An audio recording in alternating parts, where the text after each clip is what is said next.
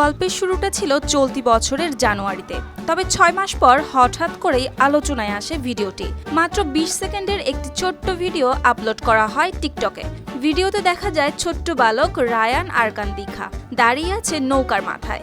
মাঝিদের উল্লাসের মধ্যে ছন্দ মিলিয়ে নাচছে আপন ভঙ্গিতে।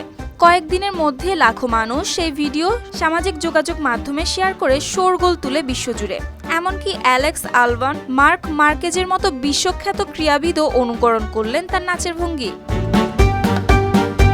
কিন্তু আজকে কেন আবার তাকে নিয়ে এত কথা? কারণ সেই ভিডিওর গল্প থেমে থাকেনি শুধু অনলাইনের ভিউ আর লাইকেই।